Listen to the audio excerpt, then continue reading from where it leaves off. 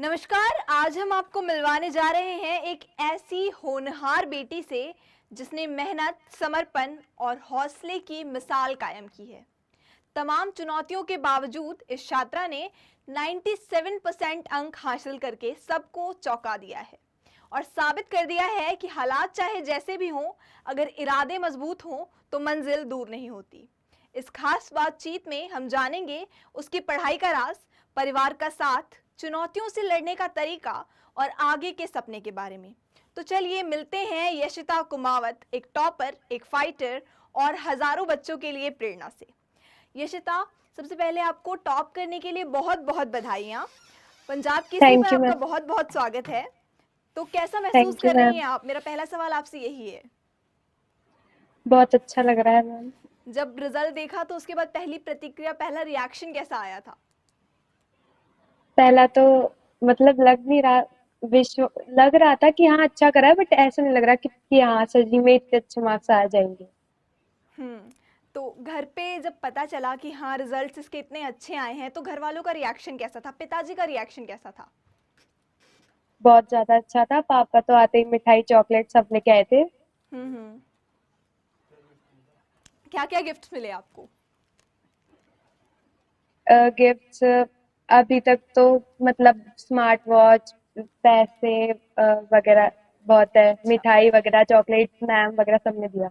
हाँ, तो इस कामयाबी के पीछे का जो राज था, जो मेहनत थी, वो क्या थी? सबसे ज्यादा मेहनत किस चीज पर करी आपने इस सफलता के पीछे?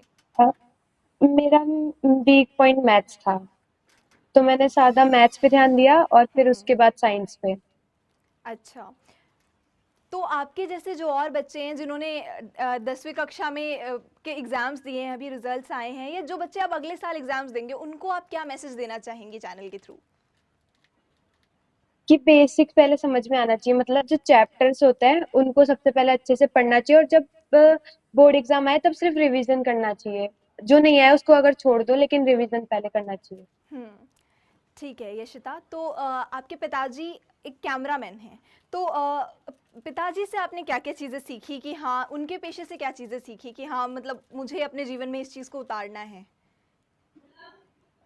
हार्ड वर्क, और मतलब मेरी तरफ से तो सारी चीजें अच्छी है। हार्ड वर्क भी है, सच बोलना भी है, और मतलब हाँ एक हम्म। चीज पकड़ ली तो फिर उसको अच्छे से करना ही है। हम्म। जी यशिता, बिल्कुल बहुत अच्छी चीज़ सीखी आपने। इसके बाद मेरा आपसे अगला प्रश्न ये रहने वाला है कि 10th में इतना अच्छा स्कोर करने के बाद आगे की क्या चॉइस सोची हुई है आपने? आगे क्या स्ट्रीम चुनने वाली हैं आप? Arts. Arts English for what? मतलब लिटरेचर में कोई पीएचडी। पर्टिकुलर कारण उसके पीछे का? मेरे को इंग्लिश लिटरेचर में पीएचडी करनी है। अच्छा, इंग्लिश लिटरेचर में पीएचडी करनी है, और उसके बाद आगे का क्या सोचा है आपने? अ, अभी तो प्रोफेसर सोचा है, अच्छा। English literature. बहुत अच्छा, बहुत सुंदर। आप अपने जैसे और बच्चों को क्या सलाह देना चाहती हैं? मतलब आगे आपके जो जूनियर्स होंगे उनको क्या सलाह देना चाहती हैं?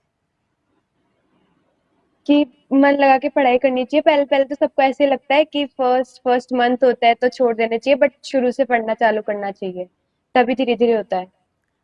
देखो यशिता, जब हम प्रिपरेशन करते हैं किसी भी एग्ज़ाम की, तो बहुत सारी प्रॉब्लम्स आती हैं। मतलब बहुत सारी चीज़ों को हम फेस करते हैं, बहुत सारे बैरियर्स आते हैं हमारे सामने। तो आपके सामने भी लाजमी है कि आए होंगे, लेकिन आपने उन्हें कैसे फेस किया और कैसे फेस करने के बाद आपने 10वीं में इतने अच्छे अंक प्राप्त किए, मैं वो जानना चाहूँगी।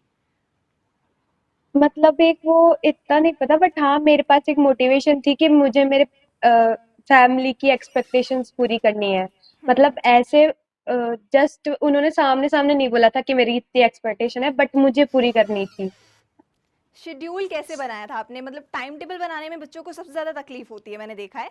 हम सबसे ज़्यादा स्ट्रगल करते हैं टाइम टेबल बनाने में। तो क्या वो शेड्यूल था? अगर आप स्टूडेंट्स के साथ, दर्शकों के साथ शेयर करेंगी तो ये उनके लिए बहुत लाभदायक हो जाएगा।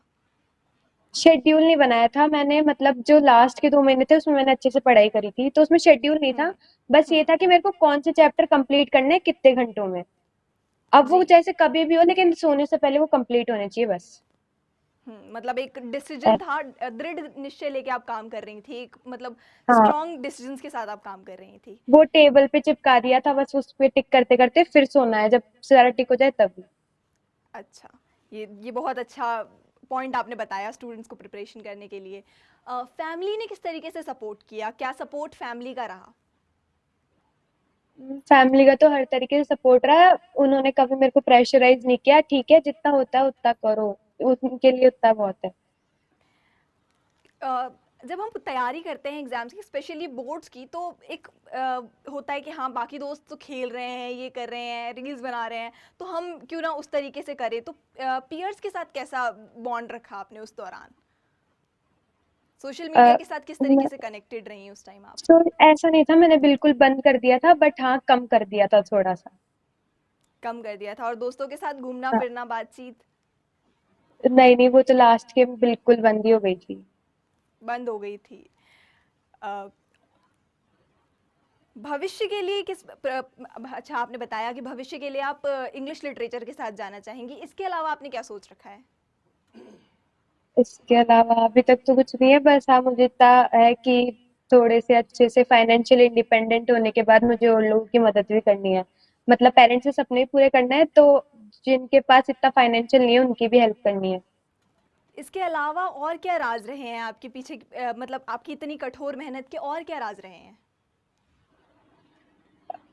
मैंने लास्ट के 2 महीने तो उनसे तो अच्छे से पढ़ाई करी है, और हाँ मतलब मेरी टीचर्स जो थी वो रेगुलर टेस्ट लेती थी। जैसे एक चैप्टर कंप्लीट हो गया तो कुछ दिनों बाद हमें याद करने को देती और फिर टेस्ट लेती थी। तो मैंने एक भी टेस्ट छोड़ा नहीं है जितना मुझे याद है, तो उसके हम्म। वजह से मेरे को बहुत ज्यादा याद हुआ है। टीचर्स की ऐसी कौन सी खास बात रही जिसने आपको बहुत मोटिवेट किया, यशिता? हमारे टीचर्स बहुत ज्यादा फ्रेंडली है, मतलब ऐसे नहीं है कि बहुत ज्यादा डांटे, वो हमें हम्म। समझती है फिर हमें समझाती है।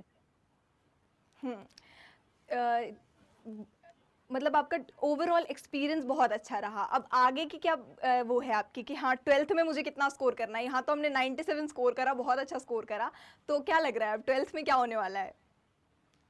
मैम सोचा तो फुल ऑफ तो फुल परसेंट है, वो तो उसी वक्त होगा। मतलब अभी सोच तो रखा है कि 97 आ गए तो मेरे को 100% बनाना है, बट वो हम्म। डिपेंड उस वक्त करता है फिर। हाँ, तो मैं ये जानना चाहूंगी कि वो जो बोर्ड पर आपने बहुत सारे कोट्स लगाए हैं, आपने बताया अभी, तो वो कोट्स क्या क्या थे? कुछ कोट्स ऐसे शेयर करना चाहें आप हमारे साथ? बोर्ड पे कोर्स मीन्स मतलब वो जो टिक करने थे वो? हम्म। नहीं, वो तो ऐसा ही था कि पहले तो मैंने ये देख लिया था कि मुझे क्या क्या करना है। और हम्म। अगर मैं ज्यादा ही अनमोटिवेटेड होती थी तो मैं ना एक चिप पे अपने मार्क्स लिख देती थी कि मुझे इतने मार्क्स चाहिए। तो हम्म। फिर उसको देख देख के थोड़ा मोटिवेशन आता था, हाँ, और खुद को मोटिवेट करने के लिए कि करना ही है, मम्मी पापा के लिए करना है, ऐसे लिख के और अपनी डेस्क पे चिपका देती थी।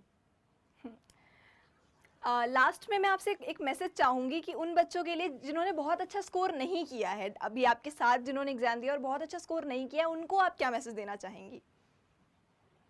पहली बात तो मैम कि हमारे भी मतलब मेरी भी कुछ दोस्त है, तो हम मेरी एक फ्रेंड है तो हम दोनों में चलता रहता है, तो उसके मेरे से कम मार्क्स आए। हम्म। तो अगर वो ये सोच रहे कि कम आए तो ऐसा कुछ भी नहीं होता, सबकी किस्मत भी होती है और अपना पोटेंशियल भी होता है। फिर एग्जामिनर पे भी डिपेंड करता है, तो दुखी होने की कोई बात है ही नहीं। Exactly exactly. मेहनत सब करते हैं, लेकिन कहीं ना कहीं बहुत सारी चीज़ें मैटर करती हैं, कहीं ना कहीं तरीका भी मैटर करता है कि आपने किस तरीके से, किस पैटर्न से मेहनत करी है। किसी का वो पैटर्न काम कर जाता है एग्जाम में और किसी का नहीं कर पाता है। तो स्कोर्स यस मैम। बहुत कुछ नहीं होते, स्कोर्स आर जस्ट नंबर्स। भविष्य जो है वो बन जाता है आगे कहीं ना कहीं। तो बहुत बहुत शुक्रिया यशिता आपका हमारे साथ जुड़ने के लिए। ऐसे ही थैंक यू बढ़ते मैम। रहिए और अच्छा करिए अपने भविष्य में। बहुत सारी शुभकामनाएं आपको पंजाब केसरी टीम की तरफ से। धन्यवाद, बने रहिए पंजाब केसरी के साथ।